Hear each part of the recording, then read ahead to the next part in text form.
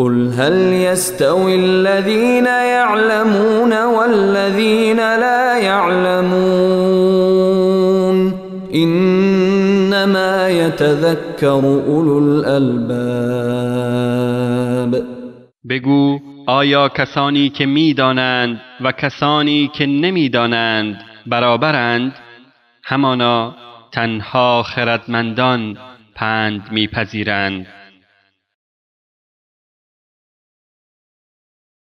علت سخنرانی من که اونجا من بسیار اگر شما میگوید پرجوش صحبت کرده ای، علتش اون سخنرانی اون شیطان تیجانی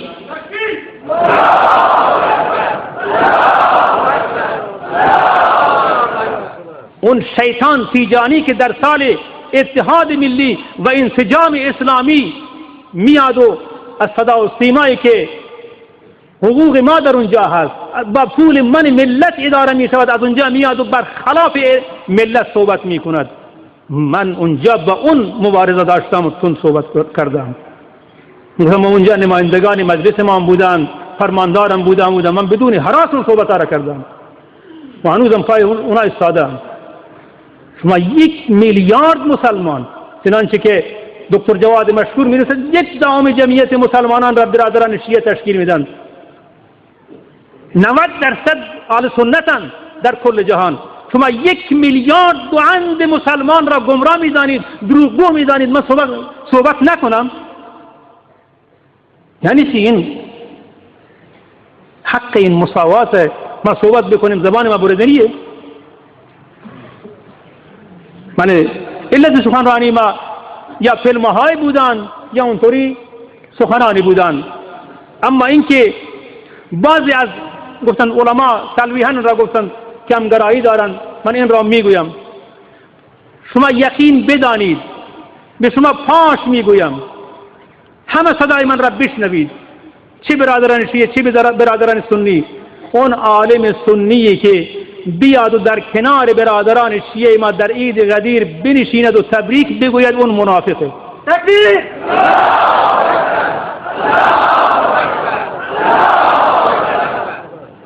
اون منافقه.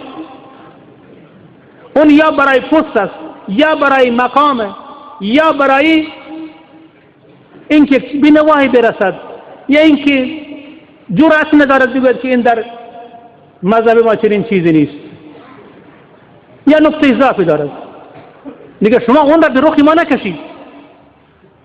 اون که ضعف دارد، اون که ضعف ایمان دارد، ضعف مشکلات مسائل اخلاقی دارد، دیگه مسائل دارد، اون را به رخ ما نکشید.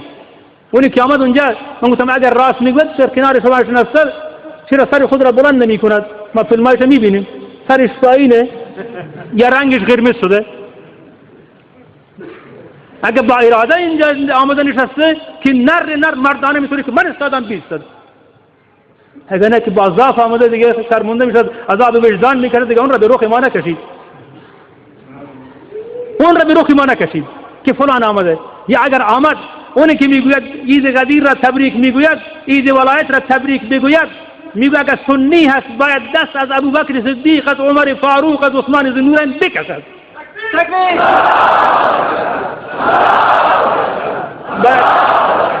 باید صراحتاً بگوید که من این 3 خلیفه را قبول ندارم. باید صراحتاً بگوید، نفاق در کار نباشد. من به یکی گفتم شما چرا اینطوری میکنید؟ جمله رقیقی گفت که اینجا من از گفتن شرمنده میشوم. از براه مصلحت فلان خران میتوان بوسید و تا مازندران. شعر من نکته‌چین گفتم. از براه مصلحت، اون که مصلحت اندیش مذهب را فدای مصلحت میکند، اون مذهب ندارد، اون دین ندارد. من سخنانی که میگویم با جرأت یک زمانی برادران اطلاعاتی من خواسته بودن فلان کس با ما همکاری دارد، شما چرا همکاری نمی کنید؟ فلان کس با شما همکاری، یکی از افراد از زاهدان را به نام ملا و عالم نام میبردن. من گفتم از سابقه اون میدانی من اونجا طلبه بودم، من اونجا همه افراد زاهدان میدن. در زمان شایست مسجد اون چی بود؟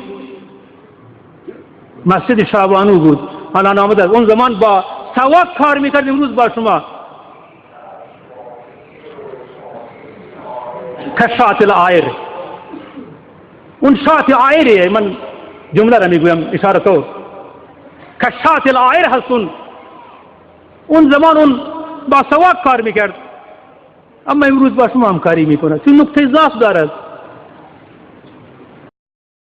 قل هل يستوي الذين يعلمون والذين لا يعلمون إنما يتذكر أولو الألباب. بگو آیا کسانی که میدانند و کسانی که نمیدانند برابرند؟ همانا تنها خردمندان پند میپذیرند.